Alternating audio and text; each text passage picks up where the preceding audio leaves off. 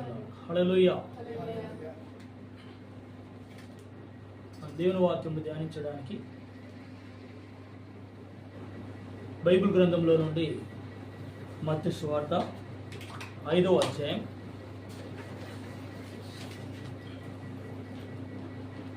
అందులో 4వ వాక్యం చదువు. దుఃఖపడవారు ధన్యులు, వారు ఓదార్చబడుదురు. సాత్వికులు ధన్యులు, వారు భూలోకమును స్వతంత్రించుకొందురు. చాలు. ఇక్కడ 4వ వచనంలో ఇలా రాయబడింది వాక్యం, దుఃఖపడువారు ధన్యులు, వారు ఓదార్చబడుదురు అనే వాక్యము పరిశుద్ధ గ్రంథంలో నుండి ఈ వాక్యం మనం చదువుకున్నాం. ఈ వాక్యమును సాక్షాత్తు ప్రభువైన యేసుక్రీస్తువే ఆయన ఈ లోకములో ఉన్నప్పుడు అనేకమైన జనసమూహం మధ్యలో ఆయన నిల్చుండి వాక్యమును ఈ మాటలు మాట్లాడాడు.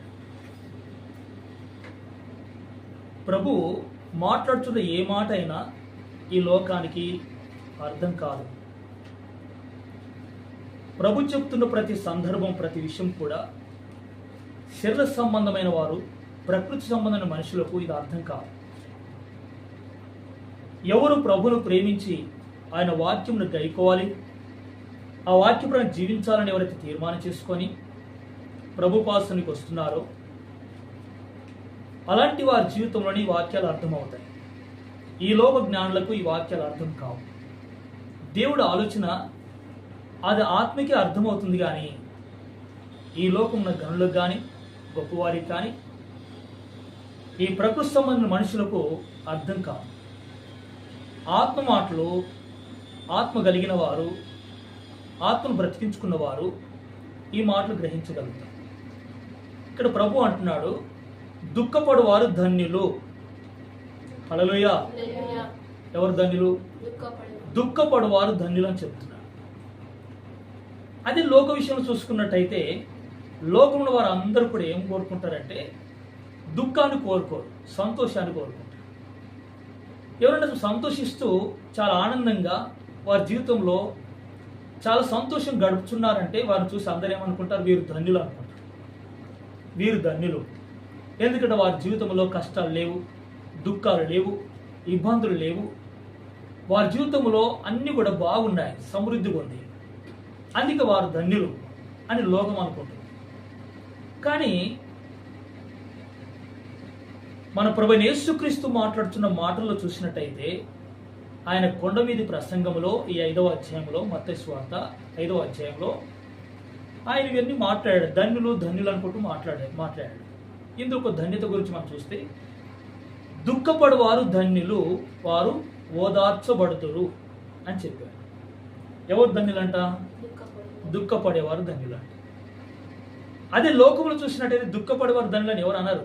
దుఃఖపడేవారు దరిద్రులు, శాపగ్రస్తులు, దుఃఖపడేవారు వారి శాపంలో ఉన్నారు,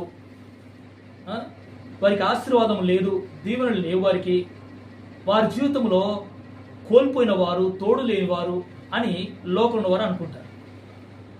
కానీ మన ప్రభువైన యేసుక్రీస్తు, మన రక్షకుడైన ప్రభువు చెప్తున్నాడు, దుఃఖపడువారు ధన్యులు, వారు ఏమవుతారంట?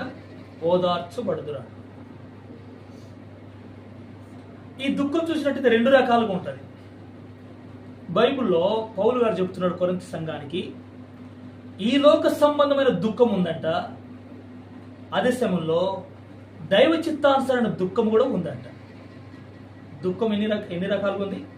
2 రకాలు ఉంది. అంటే మన జీవితంలో కూడా 2 జీవితాలు ఉన్నాయి. ఒకటి శరీర జీవితం ఉంది, ఈ ప్రకృతి నుంచి వచ్చిన ఈ మట్టి జీవితం, మట్టి శరీరం ఉంది. నెక్స్ట్ దేవుని నుంచి వచ్చిన ఆత్మ మనలో ఉన్న కారణం బట్టి ఆత్మ సంబంధ జీవితం కూడా ఉంది. అంటే ప్రకృతి సంబంధ శరీరం ఎలాగైతే ధరించుకున్నామో ఆత్మ సంబంధ జీవితాన్ని కూడా దేవుడు మనకి ఇచ్చాడు. ఈ 2 జీవితాలు మనుషులో ఉంటుండగా ఇందులో శరీర సంబంధ దుఃఖాలు ఉన్నాయి, అదే సమయంలో ఆత్మ కొరకు దుఃఖం కూడా ఉంది. అంటే ఆత్మీయ జీవితంలో ఒక దుఃఖం ఉంది, శరీరంలో ఉన్నటువంటి జీవితానికి కూడా ఒక దుఃఖం ఉంది. కానీ ప్రభు దగ్గరకు వచ్చిన ప్రతి బిడ్డలు కూడా వారి శరీర సంబంధమైన వాటి విషయంలో దుఃఖించువారు కాదు. హల్లెలూయా. మనం గమనించాలి, ప్రభు సన్నిధికి ఎవరైతే వస్తున్నారో వారెవరంటే శరీర సంబంధమైన దుఃఖములో నిలుచున్న వారు కారు. ఈ శరీర సంబంధమైన, ఈ లోక సంబంధమైన ఈ దుఃఖం నుండి వారు దాటి ఆత్మ సంబంధమైన దుఃఖంలోనికి వస్తున్నారు. హల్లెలూయా. అంటే ఈ లోకంలో వారు అందరూ కూడా శరీర సంబంధమైన ఒక దుఃఖంలో వారు ఉంటారు. ఆ దుఃఖం వారికి వస్తే వారు ఎలా ఉంటారంటే కృంగిపోతూ ఉంటారు, వారు నీరసించిపోతూ ఉంటారు. ఆ శిరసన దుఃఖంలో వారికి నెమ్మది లేక, సమాధానం లేక, ఆనందం లేక వారు ఏమనుకుంటారు, ఈ జీవితం వ్యర్థం, ఈ జీవితము జీవించడం కంటే మరణించడం మేలు అనుకుంటారు. అందుకే శిరస్సులో దుఃఖమే వారిలో ఉంటుంది తప్ప ఇంకొక దుఃఖం వారిలో ఉండదు. కానీ ప్రభు యేసుక్రీస్తు దగ్గరికి ఎవరైతే వస్తున్నారో, ఆయన రక్తంలో ఎవరైతే కడగబడుతున్నారో, ఆయన పిలుపు విని ఆ వాక్యానికి ఎవరైతే విధేయులవుతున్నారో ఆ బిడ్డలందరూ కూడా ప్రభు దగ్గరికి వచ్చి శిరస్సులో దుఃఖము వారించి పోగొట్టుకుంటారు. హల్లెలూయా. అందుకే ప్రభు అన్నాడు, ప్రయాసపడి భారం వస్తున్న సమస్త జనులారా మీరు నా యొద్దకు రండి, నేను మీకు విశ్రాంతిని కలగజేస్తాను అన్నాడు. హల్లెలూయా. అంటే ఈ లోక సంబంధంగా ఎన్ని బాధల్లో, కష్టంలో, ఇబ్బందుల్లో వారందరూ కూడా ప్రభు పిలుస్తున్నాడు. ఏమంటున్నాడు వారిని, మీ బాధల్లో, మీ దుఃఖములు, మీ కష్టంలో మీకు ఓదార్పునిస్తాను, మీకు విశ్రాంతిని కలగజేస్తాను అంటున్నాడు. ఈ విశ్రాంతి దొరికేది కొందరికే. ఎవరైతే సువార్త ప్రకటించబడుతున్నప్పుడు ఈ సువార్త ఎవరైతే మనసారా విని, ఆ ప్రభు యేసుక్రీస్తు నా కొరకు మరణించాడు, రక్తం కార్చాడు, ప్రాణం పెట్టాడు, ఆయన ద్వారా నాకు మోక్షం ఉంది, ఆయన ద్వారా నాకు సుఖం ఉంది, నెమ్మది సమాధానం ఆయన ద్వారానే కలుగుతుంది అని ఎవరైతే విశ్వసించి ప్రభు యేసుక్రీస్తు దగ్గరికి వస్తున్నారో వారి జీవితంలో గొప్ప ఆనందాన్ని వారు అనుభవిస్తారు. హల్లెలూయా. ఈ లోకస్తున్న దుఃఖం వారిలో ఆగిపోతుంది. ఇక వారికి ఏ దుఃఖం స్టార్ట్ అవుతుందంటే ఆత్మ సంబంధమైన దుఃఖం స్టార్ట్ అవుతుంది. హల్లెలూయా. ప్రభు దగ్గరికి వచ్చిన వారిలో కూడా కొందరు దుఃఖిస్తూ ఉంటారు. ఏ దుఃఖం ఉంటుంది వారిలో అంటే ఇంకా శరీర సంబంధ దుఃఖమే వారిలో ఉంటుంది. ఇంకా శరీర సంబంధ దుఃఖమే వారిలో ఉంటుంది. ప్రభువును ప్రేమిస్తారు, అభిమానిస్తారు, ప్రభు అంటే వారికి ఇష్టం. కానీ వారిలో దుఃఖము, ఈ శిరసన దుఃఖం వారి నుంచి పోదు. ఎందుకంటే వారు పై పైన అభిమానిస్తున్నారు ప్రభువును. ఈ సందర్భంలో చూస్తే లూకా సువార్త 23వ అధ్యాయం మనం వద్దాం. లూకా సువార్త 23వ అధ్యాయం.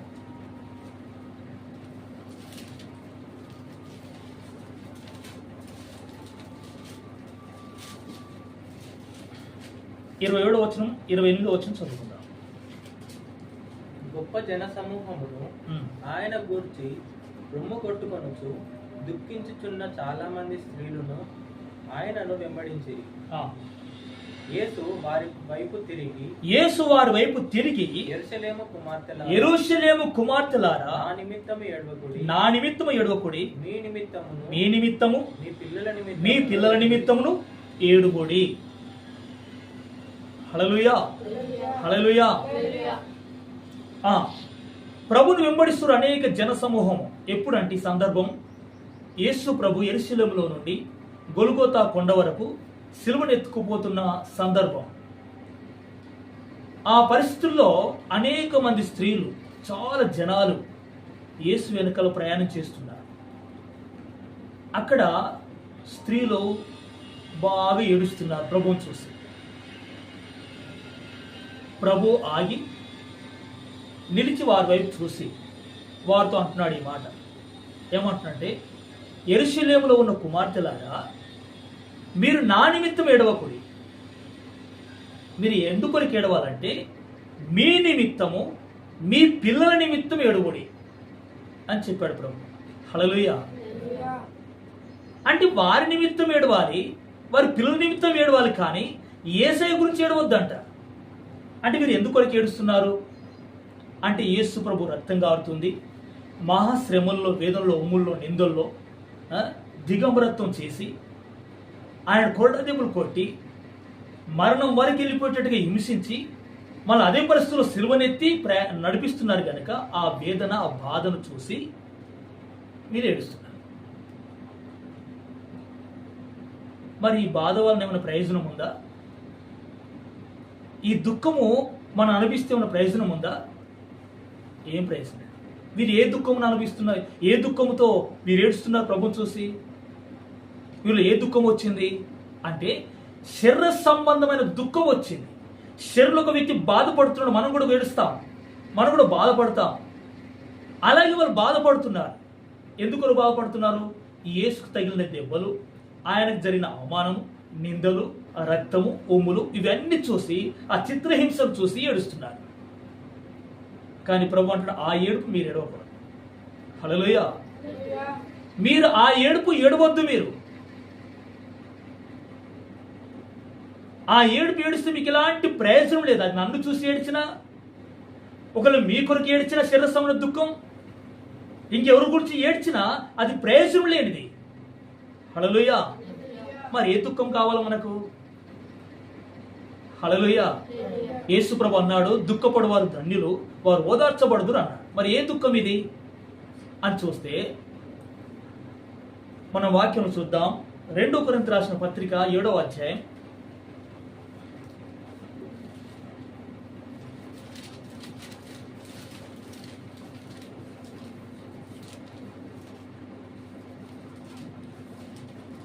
10వ వాక్యం చదువుకున్నారు.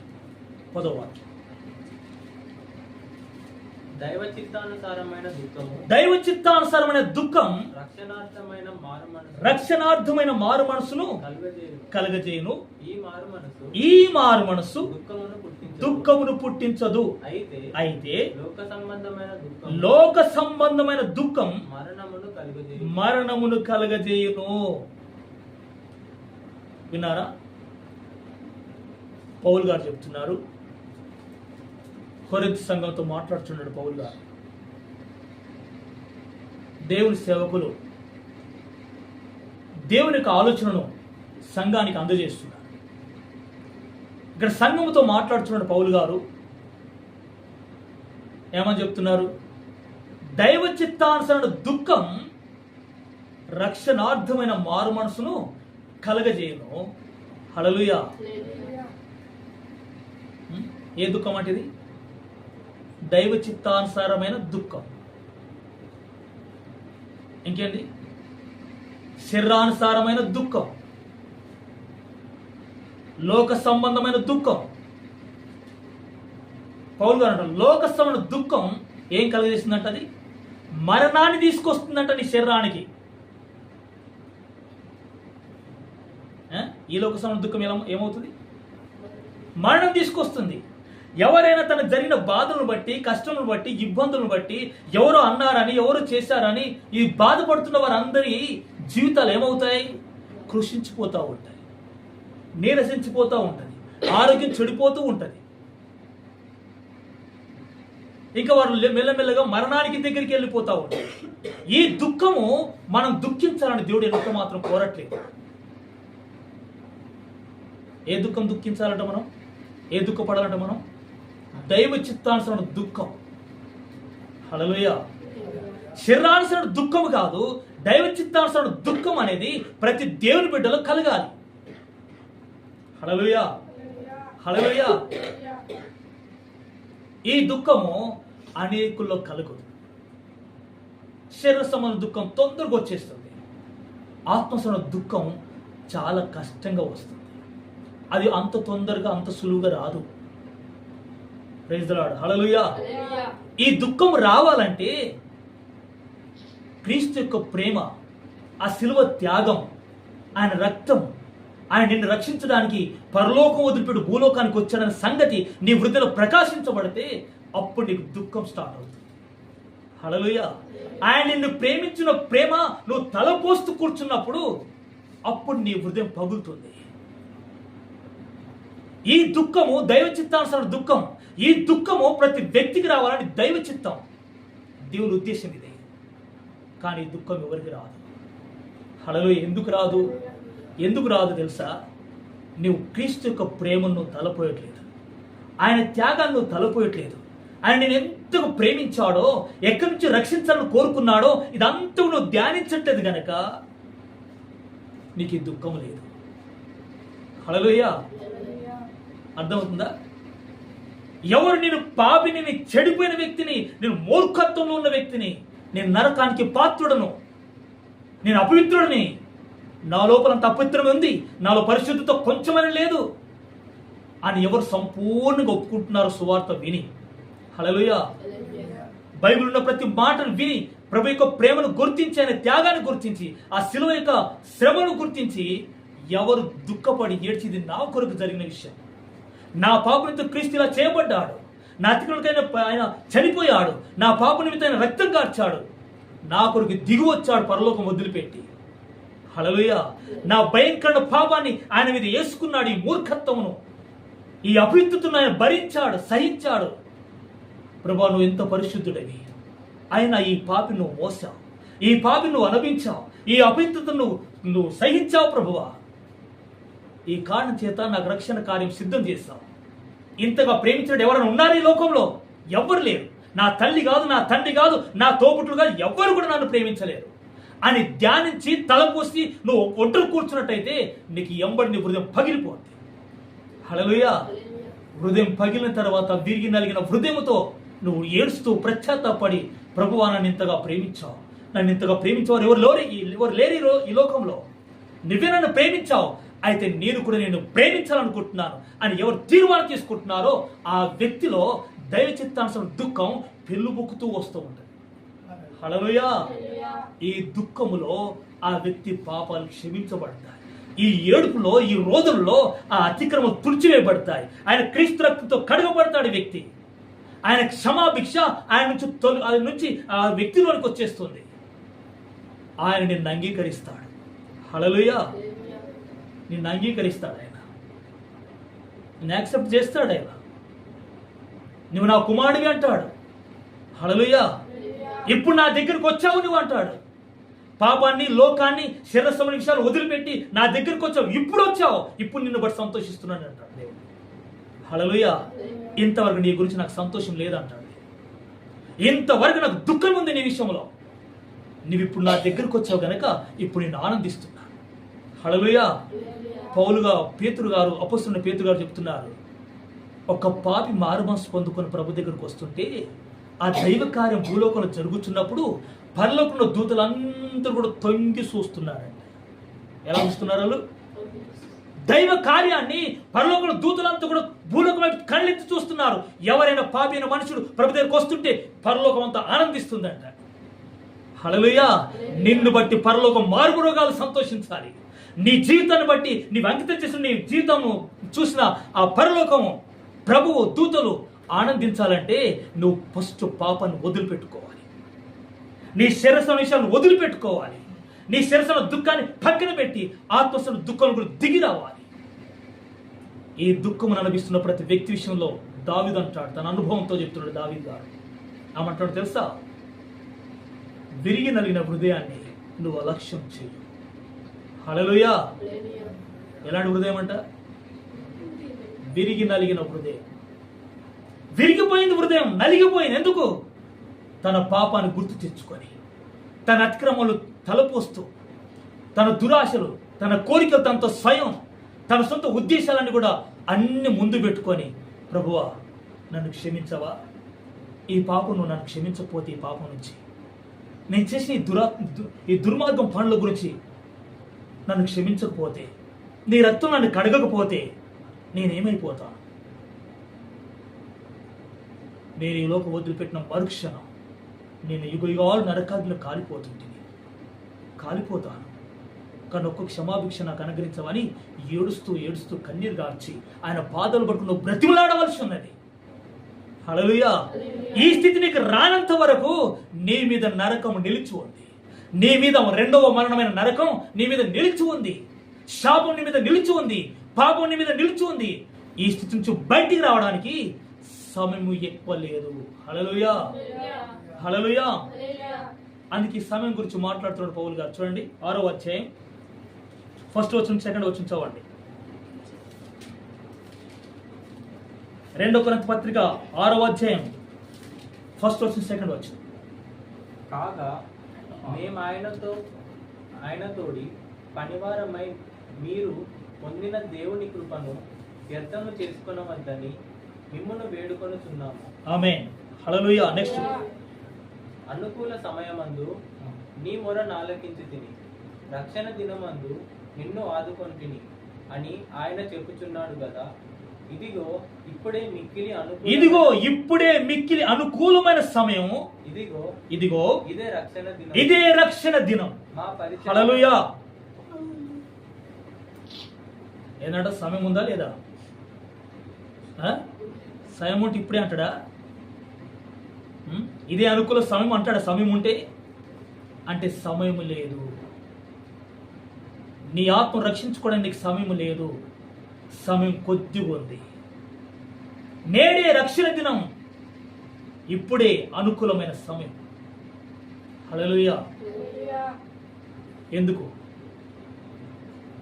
నువ్వు ఆత్మసన దుఃఖం అనుభవించాలని, ఆ దుఃఖం నీలో రావాలని, ఆ క్రీస్తు శుభవార్త, ఆ శిలువను గురించిన వార్త నీ హృదయంలో ప్రకాశించాలని, అది నువ్వు తలపోస్తూ ఏడ్చి కన్నీరు గార్చి ప్రభువా నా పాపాన్ని క్షమించని నువ్వు రోదన చేసిన దినము నాడు, హల్లెలూయా, ఆ దైవ కృపని మీకు దిగొస్తుంది. ఆల్రెడీ దైవ కృప ఉంది ప్రతి వారి మీద కూడా.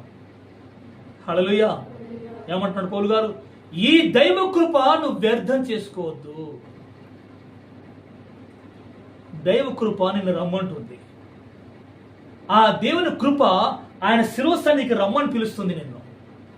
ఆయన చేసిన కార్యాన్ని నువ్వు ధ్యానించమంటుంది. నీ కల్లారా ఆ శిలువ దృశ్యాన్ని చూడమంటుంది. ఏంటి? ఆయన కృప. హల్లెలూయా. ఈ కృపను వ్యర్థం చేసుకోవద్దు. నువ్వు శిరస్సున దుఃఖాలను వదిలిపెట్టి,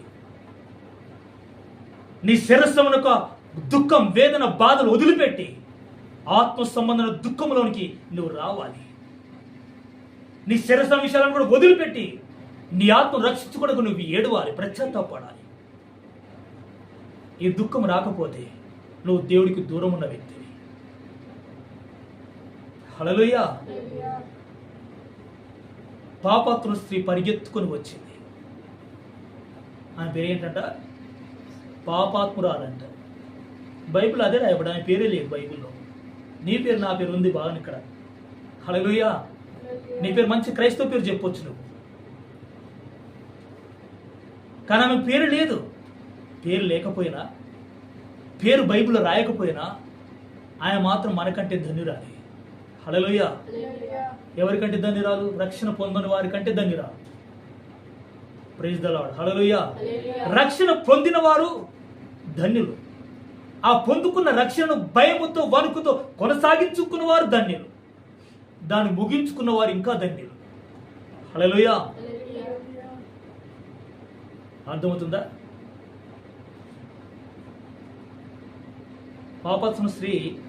పాపత్రులైన స్త్రీ ఏం చేసిందామె? యేసు తన ఇంటికి పోయాడా? ఎక్కడికి వెళ్ళాడు? సీమోని ఇంటికి వెళ్ళాడు. హల్లెలూయా. సీమోని ఇంటికి వెళ్ళాడు యేసయ్య. యేసుతో కూడా శిష్యులు వెళ్ళారు. సీమోని ఎందుకు పిలుస్తాడు ఇంటికి? విందు కొరకు పిలిచాడు. విందు భోజనం సిద్ధపరిచి, బోధకుడా నా ఇంటికి రా అని ప్రభును ప్రేమతో పిలిచాడు. అంతవరకు ఆయనది. ఆ భోజనం బట్టి తృప్తిపరచబడే వాడు కాడు మన ప్రభు అయిన యేసుక్రీస్తు. శిరస్సుల విషయాలను బట్టి ఆనందించేవాడు కాదు మన దేవుడు.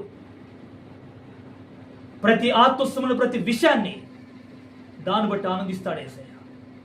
హల్లెలూయా. ఈయన శిరస్సు సంబంధమైన ప్రేమ, అభిమానంతో యేసును పిలిస్తే ఆ ఇంట్లో యేసు ప్రభు ఉన్నాడని తెలుసుకొని ఆ ఊరు వ్యక్తి పరిగెత్తుకొని వచ్చింది. ఆ స్త్రీ పరిగెత్తుకొని వచ్చి ఆ ఇంట్లోకి చొరబడి యేసు ప్రభు ఎక్కడ కూర్చున్నాడు అక్కడికి వెళ్ళి ఆయన పాదాల మీద పడిపోయి, ఆ మోకరించి పాదాల దగ్గర ఆయన పాదాలు పట్టుకొని ఏడుస్తూ, కన్నీరు గారుస్తూ, రోదన చేస్తూ కూర్చుండిపోయింది. హల్లెలూయా. ఆ ఏడుపు, ఆ రోదన, బాధ విన్నా సీమోన్ ఏమనుకోడు తెలుసా? నా ఇంటికి శాపం వచ్చినట్టు. చాలా మంది ఏమంటారు? ఇంట్లో ఏడ్చిరానికి ఏమనుకుంటారు చాలు, ఇక్కడ ఏడవద్దు నువ్వు, మంచిది కాదు మాకు, ఇంకెక్కడా ఏడుపో, ఇంట్లో ఏడవకు, ఇంటికి క్షేమం కలగదు, నష్టం కలుగుతుంది అని అంటారు అనరా? మరి ఏమి ఏడిస్తే పరిస్థితి ఏంటి? సీమనికే శాపం రాదు. హల్లెలూయా. నువ్వు నీ ఇంట్లో కూర్చుండి ఏడిస్తే కనుక ఈ పాపాత్మురాలు ఏడుపు కనుక నువ్వు ఏడిస్తే నీ ఇంట్లో కూర్చుండి నీ ఇంటికి ఆశీర్వాదం తప్ప శాపం రాదు. నీ ఇంటికి మేలు విస్తరిస్తే తప్ప కీడు రాదు నీ ఇంటికి. ఆ స్త్రీ ఏడుస్తూ కన్నీరు కాస్తూ రోదన చేస్తూ ఆయన పాదాలు ముద్దు పెట్టుకుంటూ ఇంకా లోతుగా ఆలోచించి, ప్రభువా నేను ఎంత ప్రేమించినా ఇది తక్కువే నా బ్రతుకులో. హల్లెలూయా. ఇక నా వెంట్రుకలతో కూడా తుడుస్తాను అని వెంట్రుకలు విప్పి వెంట్రుకలు తుడుస్తూ ముద్దు పెట్టుకుని కన్నీటితో ఆయన పాదాలు తడిపి తుడిచింది. హల్లెలూయా, హల్లెలూయా. ఈమె ఎంత లోతుగా ఆలోచించిందో తెలుసా ప్రభు గురించి? ఆయన ఘనత, ఆయన ప్రేమ ఎంత లోతుగా ధ్యానించిందో తెలుసా? ఆమె దగ్గర చీర లేకపోయిందా? చున్ను లేకపోయిందా? వస్త్రం లేకపోయిందా? ఆమె దగ్గర ఉంది. హల్లెలూయా. పురుషుడి దగ్గర చిన్న చిన్న బాటలు ఉంటాయి, సరిపోదు లాగి తుడవడానికి. స్త్రీ దగ్గర అయితే వస్త్రం పెద్దగా ఉంటాయి. హల్లెలూయా, హల్లెలూయా. ఆయన వస్త్రంతో తుడవచ్చు ప్రభు పాదాలు, ఆయన ఆ వస్త్రంతో తుడవలేదు. ఎలా తుడిచిందన్నది బైబిల్లో? తల వెంట్రుకలతో. హల్లెలూయా. అంటే ప్రభువా నా జీవితం అంతా నీ పాదాల కింద ఉంటే నాకు ఇంకా క్షేమం ప్రభువా. హల్లెలూయా. అది యోహాన్ అంటున్నాడు, ఆయన పాదాలకు ఉన్నటువంటి వారు విప్పుటకైన యోగ్యత నాకు లేదు అంటాడు. అంటే ప్రభు దగ్గర ఎంత తగ్గించుకుంటున్నారు వీళ్ళు? నువ్వెంత తగ్గించుకుంటున్నావు ప్రభు దగ్గర? ప్రభు నువ్వు ఎంత గణపరుస్తున్నావు నీ బ్రతుకులో? లేచి ప్రార్థన చేయడానికి మనసు లేదు నీకు. హల్లెలూయా. ప్రభు నా పరిస్థితి ఏంటి, నువ్వు లేకపోతే నా బ్రతుకులో అని ఒక విచారించడం నీవు ఇంత తగ్గింపు వస్తుంటావా నీకు? శరీర విషయాలను బట్టి బాధపడుతున్న నీవు, శరీర విషయాలను బట్టి దుఃఖపడి ఏడుస్తూ కృంగిపోతున్న నీవు, ఆత్మసన దుఃఖం ప్రభువుకు ఘనపరచడం, ప్రభువును పొగడడం అనేది నీతో అవుతుందా? ఇదే నీ జీవితంలో కాకపోతే నీ జీవితానికి క్షమాధారం లేదని గుర్తుపెట్టుకో. నీ జీవితంలో శాపం నీకు దగ్గరగా ఉందని గుర్తుపెట్టుకోవాలి.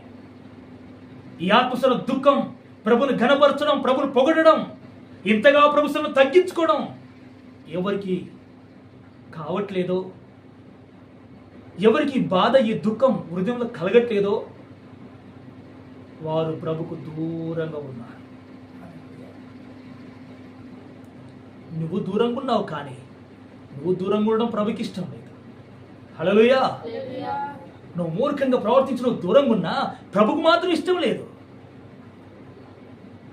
అవిధేయులపైన, దుర్మార్గులపైన, అర్చించే వారిపైన, క్రూరత్వం వెళ్ళగక్కే వారిపైన, ఆయన దూషించే వారిపైన ఆయన కనికరమైన దయ, ఆయన ప్రేమ వారి వెనకాల వస్తుంది.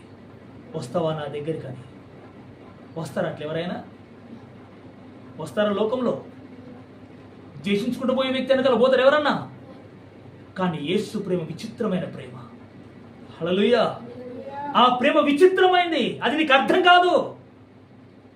ఎవరు ఆయన ఏడుస్తూ నీ వెనకాల పడుతున్నప్పుడు, ఆయన వాక్యం ద్వారా నిన్ను మాటి మాటి పలకరిస్తున్నప్పుడు నువ్వు మారుమనసు పొందుకుని వెనక తిరిగి పాపత్ర స్త్రీ వల్ల నువ్వు కన్నీరు కారిస్తే అప్పుడు ఆయన ప్రేమ నీకు అర్థమవుతుంది. అప్పటి వరకు నీకు అర్థం కాదు. హల్లెలూయా. నీ గర్వాన్ని వదిలిపెట్టుకుని మనసు రాదు, నీ అత్యం వదిలిపెట్టుకుని మనసు రాదు, నీ కోపం వదిలిపెట్టుకుని మనసు రాదు, నీ గర్వం, నీ అత్యం మాటలు వదిలిపెట్టుకుని మనసు రాదు. ఎందుకు రాదు? నువ్వు యేసు దగ్గర రాలేవు గనక. ఎందుకు రాదు నీకు? యేసు దగ్గర నువ్వు తల వంచట్లేదు గనక. అందుకని శరీరం క్షేమంగా బ్రతుకుంది, అది నిన్ను జయిస్తూ జయిస్తూ వెళ్ళిపోతుంది. నువ్వు ఆత్మకు లోబడట్లేదు. నువ్వు వాక్యానికి లోబడితే శరీరం డౌన్ అవుట్ స్టార్ట్ అవుతుంది. దైవ చిత్తానికి నువ్వు లోబడుకుంటూ వస్తుంటే నీ శరీరం అణచబడుతూ వస్తుంది. నీ శరీర గర్వం దిగిపోతుంది, నీ అక్షరం దిగిపోతుంది, నీ శరీర మాటలు కూడా దిగిపోతాయి. ఎప్పుడు? యేసు పాదాల దగ్గర నువ్వు కూర్చుంటే, హల్లెలూయా. లేకపోతే నీలాంటి వారు ఎవరు ఉన్నారు? Praise the Lord. హల్లెలూయా. ఇంకో వాక్యం చూసుకుందాం. హెబ్రీయులకు రాసిన పత్రిక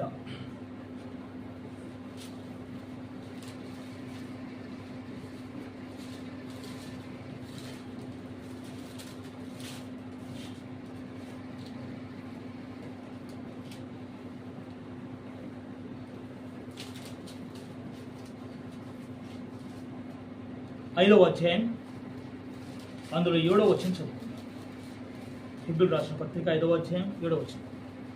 శరీరధారి అయి ఉన్న దినములలో మహారోదనముతోనూ కన్నీళ్లతోనూ తన్న మరణము నుండి రక్షింపగలవానికి ప్రార్థనలను యాచనలను సమర్పించి భయభక్తులు కలిగి ఉన్నందున ఆయన అంగీకరింపబడెను. చాలు.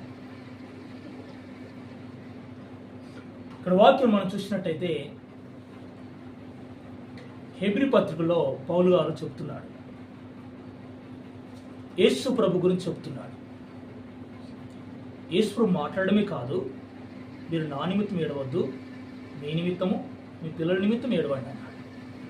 అంటే మీ ఆత్మ కొరకు, మీ ఆత్మీయ జీవితం కొరకు ఏడవాలి. హల్లెలూయా.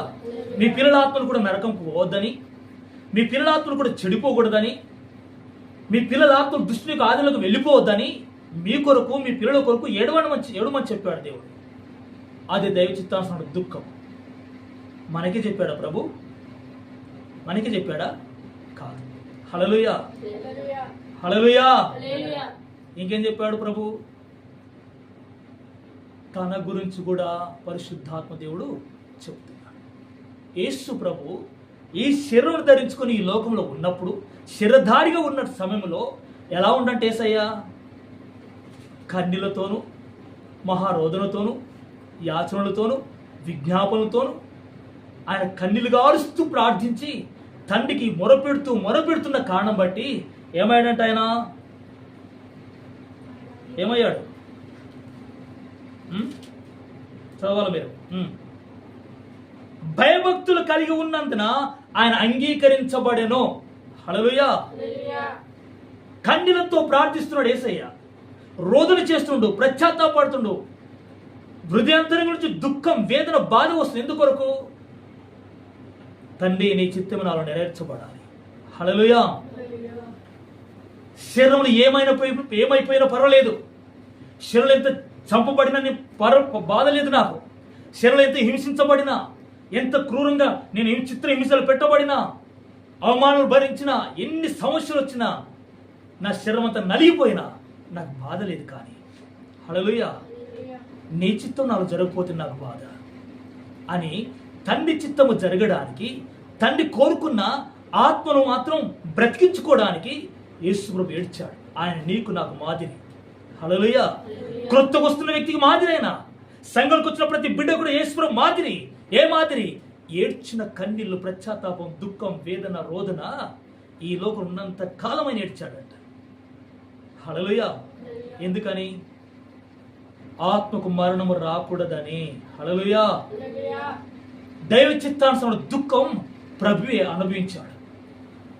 ఆ దైవ చిత్తానుసార దుఃఖంలోనికి ప్రభు దిగిపోయాడు, కన్నీళ్లు గార్చాడు.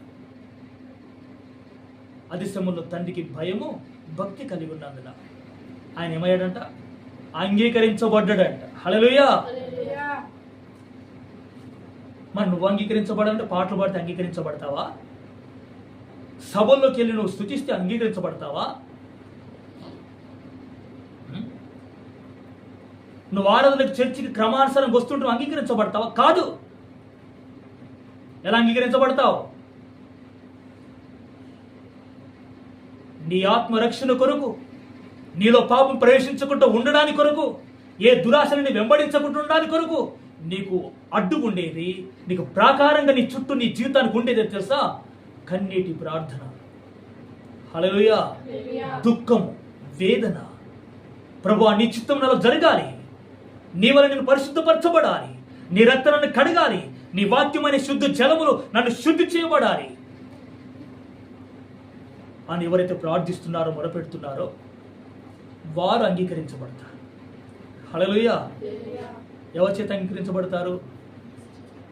మన ప్రభువైన యేసుక్రీస్తు ద్వారా. తండ్రి అయిన దేవుడు మనల్ని అంగీకరిస్తాడు. తన కుమారుడై ఉండి కూడా తన కుమారుడైన యేసుక్రీస్తుని అంగీకరించాలంటే తండ్రి అయిన దేవుడు ఆయన రోదన చేయవలసిందే. హల్లెలూయా. కన్నీరు గార్చవలసిందే. ఆయన దుఃఖపడవలసిందే. ఆయన దుఃఖపడి కన్నీరు గార్చి రోదన చేసిన కారణం బట్టి, ఆయన భయభక్తులున్న కారణం బట్టి అంట యేసుక్రీస్తు అంగీకరించబడంట తండ్రి అయిన దేవుడి దగ్గర. మరి నువ్వు నేను అంగీకరించబడాలంటే నువ్వేం చేయాలి?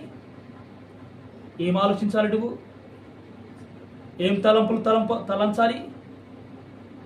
అన్నం లేదనా? వృద్ధి రావట్లేదనా?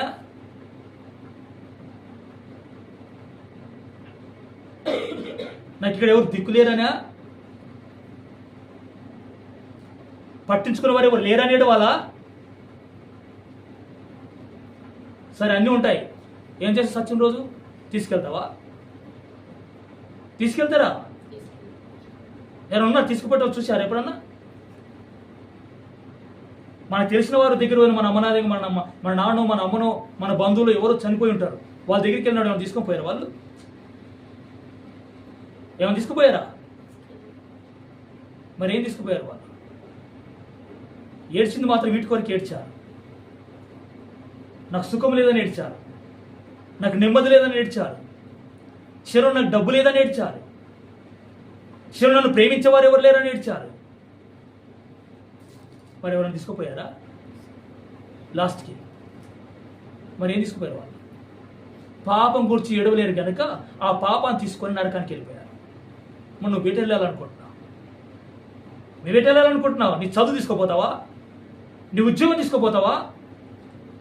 నీ మనవన్ని, నీ మనవరాలను, నీ బిడ్డను, నీ కొడుకును తీసుకుపోతావా? జాగ్రత్త, గుర్తుపెట్టుకో. నువ్వు ఒంటరిగా వచ్చావు, దిగంబరిగా వెళ్ళిపోతావు. కానీ ఒకటి, పాపాన్ని వదులుకో, పరిశుద్ధులైన క్రీస్తుని పట్టుకో, నీ బ్రతుకు కొనసాగించు. అప్పుడు నీకేమేం కావాల్సినవో నీ వెనకాల అవి నడుచుకుంటూ వస్తాయి. ఇది అర్థం కావట్లేదు ఈరోజు క్రైస్తవులకు చాలా మందికి. దేవుడిచ్చే ఆనందాన్ని ఒక్కసారి అనుభవించావా? ఈ ఆనందం ఎవ్వడిచ్చింది కూడా అంతగా ఉండదు. దేవుడిచ్చిన ఆనందం, సమాధానం నువ్వు అనుభవిస్తే ఆ ఆనందం, ఆ సమాధానం ఎవడిగాడు నీకు? అప్పుడు నీకు ఎక్కువ ఎవడి గురించి అక్కర్లేదు కదా నీకు. హల్లెలూయా. మరి ఆనందాన్ని అనిపిస్తే ఇవన్నీ ఎందుకు గుర్తుకొస్తాయి నీకు? అసలు ఆనందాన్ని అనుభవించావా? అది లేదు గనక అందరి గురించి, అన్నిటి గురించి ఆలోచిస్తున్నావు. ఇట్లా ఆలోచించేవారు ప్రభుని వెంబడించేవారు కాదు, లోక సంబంధులు. వారు వాటి గురించి విచారిస్తారు. కానీ ప్రభువైన యేసుక్రీస్తు చెప్తున్నాడు, ఆయన మాట సత్యం, ఆయన మాట యథార్థమైంది, ఆయన మాట నమ్మదగింది. ఆ మాట నేను అంగీకరిస్తాను. నా బ్రతుకు క్షేమం, అది నా బ్రతుకు జీవం, నా బ్రతుకు క్షేమాధారం. అది కృపాక్షేమాలు నా బ్రతుకు వెంబడి వస్తూ ఉంటాయి. ఆయన మాటని ఉన్నట్టుగా షరతు లేకుండా నా హృదయాలకు అంగీకరిస్తే ఆయన కృపాక్షమ నన్ను వెంబడిస్తుంది. నేను యుగాలు జీవించడానికి ప్రభుతో ఉంటాను. ఇక్కడ ప్రభు నాకు తోడుకుంటాడు, అక్కడ కూడా ఉంటాడు. ఈ నిశ్చయత, ఈ విశ్వాసం నీలో ఉంటే కనుక నువ్వు ధన్యురాలు. ఇది లేని ప్రతి వారు కూడా వారెవరు తెలుసా? ఈ లోకంలో దేవుడు లేనివారు. ఆత్మస్థన దుఃఖం, దైవచిత్త దుఃఖం హృదయంలో లేనివారు. వారి కొరకు ఏడుస్తారు, వారి పిల్లల కొరకు ఏడుస్తారు. ఎందుకు ఏడుస్తారు? శరీర విషయాల కొరకు ఏడుస్తూ ఉంటారు. ఇంత సంపాదించకపోతుని, ఆ డబ్బు సంపాదించకపోతుని, ఈ పొలం ఇవ్వకపోతుని, నా కొడుకు డబ్బు ఇవ్వకపోతుని, వీటి కొరకు నువ్వు వేడవకు. నువ్వు ఇచ్చిన వాడు కూడా తీసుకోపోడు, నువ్వు తీసుకోపోవు, వాడు తీసుకోపోడు. నువ్వు వాడికి ఇచ్చిన కానీ గుర్తుపెట్టుకో, క్రీస్తుని వాడికి అలాగే డబ్బు ఇచ్చుడు కాదు, ఆస్తులు ఇచ్చుడు కాదు. నీ కుమారుడికి, నీ కుమార్తెకి, నీ కుమారుడికి, నీ కుటుంబానికి నీ దేవుడు సంపాదించి చచ్చిపోవాలనుకుంటుండొచ్చు. ఇవి కాదు నువ్వు ఇచ్చేది. క్రీస్తును పరిచయం చేసి దావీదు వలె. హల్లెలూయా. దావీదు సొలొమోనుకు క్రీస్తును పరిచయం చేశాడు, తను నమ్ముకున్న దేవుని పరిచయం చేశాడు. నీవేమని పరిచయం చేస్తున్నావు? హల్లెలూయా. నువ్వు ఫస్ట్ నీ కొరకు ఏడువు, ఫస్ట్ నీ పిల్లల కొరకు ఏడువు, వారిని క్రీస్తును సంపాదించుకోమని చెప్పు. ఇది లేకుండా నువ్వు జీవించే జీవితాన్ని లోకం మెచ్చుతుంది. లోకం బాగుందని అంటది, కానీ దేవుడు మాత్రం నిన్ను నీచంగా ఎంచుతాడు. దేవుడు మాత్రం నిన్ను చీకొడతాడు. ఎవరు గుర్తుపెట్టుకో, నీకు లోకం మెచ్చుకోవాలా, లోక ఘనత కావాలా, నీకు ఈ మనుషులు నేను బాగా బ్రతికి క్షేమంగా ఉంటాను అనుకుంటా, ఎంతో బ్రతికినా నువ్వు సత్యం మాత్రం నరకాగ్నిలో కాలడానికి. గుర్తుపెట్టుకో, నువ్వు ఎంత మంచి ఆహారం తిన్నా, ఎంత మంచి బట్టలు కట్టుకున్నా, ఎంత మంచి ఏసీ కార్లు తిరిగినా, ఎంత డబ్బు సంపాదించేంత రాజకీయవేత్త అయినా నువ్వు సచ్చేది అగ్నిలో కాలడానికి. ఏది తీసుకోపో. ప్రభు దగ్గరికి వచ్చి ప్రశ్చాత్తాపడి చిన్న బిడ్డ వలె నీ పాప గురించి ఏడ్చి ప్రశ్చాత్తాపడి ఒక జక్కయ్య వలె, ఒక పాపతో స్త్రీ వలె ఇది ప్రారంభించు నీ జీవితంలో. అప్పుడు నీ జీవితంలో క్షేమం విస్తరించడం స్టార్ట్ అవుతుంది. హల్లెలూయా. ఇటు మరుతావా? నీవు మరుతావా? ఈ వాక్యం వింటున్న ప్రేమ సహోదరి సహోదరుడా, ఈ మాటలు వింటున్న నీవు నీ మనసును ఒకసారి తిప్పుకుంటావు ప్రభు వైపు. నువ్వు క్రైస్తవుడివో అన్యుడివో, నువ్వు కొత్త వస్తున్న వ్యక్తివి కావచ్చు, నీ హృదయం ప్రభు వైపు తిప్పుతావా? తిప్పితే నీకు జయం కలుగుతుంది. హల్లెలూయా. నీ హృదయం ప్రభు వైపు తిప్పుకుంటే నీ హృదయం ఉన్నటువంటి మోసపరుస్తున్న శక్తి యొక్క ముసుగు తొలగిపోతుంది. అప్పుడు క్రీస్తును స్పష్టంగా చూస్తా. వాక్యం నీకు అప్పుడు అర్థమవుతుంది స్పష్టంగా. లేకపోతే నీకు అన్ని డౌట్లే, అన్ని అనుమానాలే, అన్ని సందేహాలే, ఇదెట్లా అదెట్లా ఇంతవరకా అంత, నీకు అనవసరం ఇవన్నీ. ఈ వీటిని కూర్చుని పోతావు నీవు. కానీ నువ్వు గట్టెక్కవు కదా. ఈ పరిస్థితులు వదిలిపెట్టి నువ్వు ప్రభు దగ్గర రాలేవు కదా. అందుకే మన ప్రభు పాద సన్నిధి అది మన ఆత్మకు జీవం, మన శరీరానికి క్షేమం, మన బ్రతుకులకు క్షేమం. ఆయన పాద దగ్గర కూర్చొని, ప్రభువా నీవే లేకపోతే నేను లేదు, నేనే లేకపోతే నా చదువు లేదు, నేను లేకపోతే నా కుటుంబం లేదు, నేనే లేకపోతే ప్రభువా నా ఉద్యోగం లేదు. నేను ఉన్నానంటే అది నీ కృప వల్ల అయిందా, నాకేమైనా దొరికిందంటే అది నీ కృపనే కారణం. ఇవన్నీ నీ కృప వల్ల నేను దొరికి, నీ కృప వల్ల నేను అనుభవిస్తూ నీకే దూరం ఉండాలనా? ఇలాంటి మూర్ఖుడు ఎవరైనా ఉంటాడా లోకంలో? ఒకరు ఉంటే కనుక పశువు కంటే అద్మానం. అన్ని ఇచ్చిన దేవుణ్ణి వదిలిపెట్టి నువ్వు దూరం దూరం ఉంటున్నావు అంటే నువ్వెవరివి? నువ్వు మనిషివే కాదు అసలు. హల్లెలూయా. ఎవరివో నువ్వే నిర్ణయం చేసుకో. వాక్యం మాత్రం స్పష్టం. వాక్యం ఎప్పుడు మారదు. వాక్యం నీకు మారేది ఎప్పుడు? నువ్వు మనుషుల ముఖం చూస్తే నీకేం జరగదు, కానీ యేసు ముఖం చూస్తే నీ జీవితం వెలిగించబడుతుంది. హల్లెలూయా. ప్రభు ముఖం చూస్తే నీ జీవితం విస్తరించబడుతుంది, క్షమాభివృద్ధి పొందుకుంటుంది ఆత్మలో. ఈ కృప నీకు ఇవ్వాలని దేవుడు కోరుతున్నాడు. వస్తావా ఈ దుఃఖంలోనికి? దైవ చిత్తానుసారమైన దుఃఖం రక్షణార్థమైన మారు మనసు పరిశుద్ధతలోకి నడిపిస్తుంది. ఈ దుఃఖంని ఆయన పాద దగ్గర నేను తీసుకొస్తుంది. ఆయన చిత్తాన్ని సంపూర్ణంగా అర్థం చేపిస్తుంది. దేవుని స్తోత్రం. హల్లెలూయా. హల్లెలూయా. ఈ స్థితిలో నువ్వు రావాలని దేవుడు కోరుతున్నాడు. నువ్వు ఎన్నడొస్తావో అని దేవుడు చూస్తున్నాడు. ఎప్పుడు నీ మనసు కరుగుతుందో అని దేవుడు చూస్తున్నాడు. ఎప్పుడు నీ మోకరించి రహస్యం నువ్వు ప్రార్థిస్తావో అని దేవుడు చూస్తున్నాడు. ఎప్పుడు నీ కళ్ళకి నీళ్లు కారుతుంటాయో ఆరు చూడాలనుకుంటున్నాడు దేవుడు. ఆ దినం నీ బ్రతుకులో చూడాలని ఆశపడుతున్నాడు దేవుడు. వస్తావా? కళ్ళు మూసుకో, ప్రార్థించి నువ్వేం తీర్మానం చేసుకుంటున్నావో తీర్మానం చేసుకో. Praise the Lord. Hallelujah. Hallelujah. Hallelujah. మనుషుల కొరకు నువ్వు దేవుని పక్కన పెడుతున్నావు. మనుషుల కొరకు నువ్వు దేవుని పక్కన పెడుతున్నావు. నీ శరీర విషయాల కొరకు దేవుని పక్కన పెడుతున్నావు. నీ బంధువుల కొరకు దేవుని పక్కన పెడుతున్నావు. నీ శరసన ఆనందం కొరకు దేవుని పక్కన పెడుతున్నావు. అసలు నీవెవరివి? నిజంగా ప్రభువును ప్రేమిస్తున్న వ్యక్తివేనా? నిజంగా ప్రభువును ప్రేమిస్తున్న వ్యక్తివేనా? పరీక్షించుకొని నీవెవరో. అనేకులు మోసపరచబడుతున్నారు. ఈ ఆఖరి దినములు అనేకులు మోసపరచబడుతున్నారు. అనేక మంది దేవుని బిడ్డలైన వారు సైతాన్తో మోసపరచబడుతున్నారు. ఈ దుఃఖం సైతాన్ అనేకులు లాగివేస్తున్నది. ఈ దుఃఖపడుతున్న వారు చూసి సైతాను భయపడతాడు. ప్రభు యొక్క కృప నీ మీద విస్తరిస్తున్నది. అందుకే కొరింథీ సంఘంతో పౌలు గారు చెప్తున్నాడు, ఈ కృప దేవుని కృప మీరు వ్యర్థపరచుకోవద్దు, నష్టపరచుకోవద్దు.